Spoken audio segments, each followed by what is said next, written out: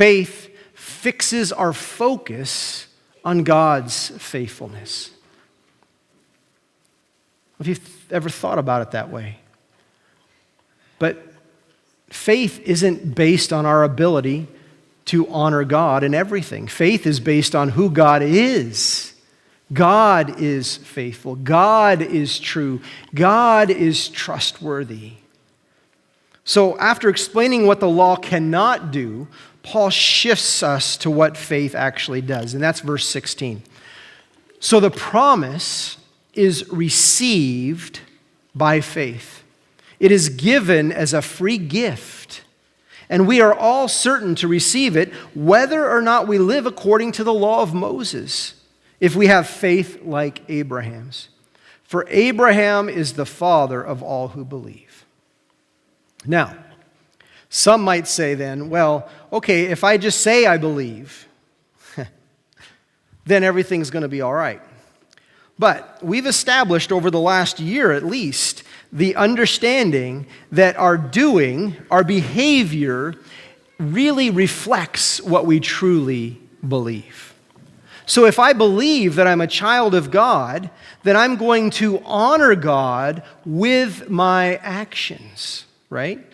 So if my actions aren't really honoring God, if my thoughts, the things I look at, the words that come out of my mouth, the ways that I treat other people, both those close to me as well as Jesus would say, our enemies, if it doesn't reflect who Jesus is, then what's at the core of my belief? And a simple way to think about that is, if I'm not doing those things, then there is something else that I believe is either more important or has more prominence in my life than God does. You see how this actually gets lived out? So please don't hear me saying, as we talk about the significance of grace, that our doing doesn't matter. It does, but it's not the doing or the performance that secures the promise. The promise, when we really settle into it, as Paul is saying, that becomes faith, and our lives begin to reflect that promise in what we do. Basically, the promise is received by faith so that it is by grace, and therefore it's guaranteed. Do you hear that word, guaranteed? How many like guarantees? My sister, I just got a text from her the other day. She got a new car, and her husband was telling me all about it. And one of the things that he was really happy about was the guarantee that came with the car. We like guarantees, right?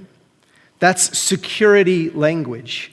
If the promise rests on the law, Paul says, then it fluctuates with our dependence, our obedience.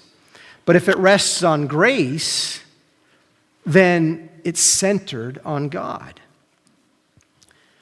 Faith, friends, it's not pretending that everything's all right, that it's going to all work out. Faith isn't ignoring the realities of the struggles that we face, the reality of sin, both that comes out of us, but also the sin that we feel in the world. Faith is fixing our focus on the one who made the promise.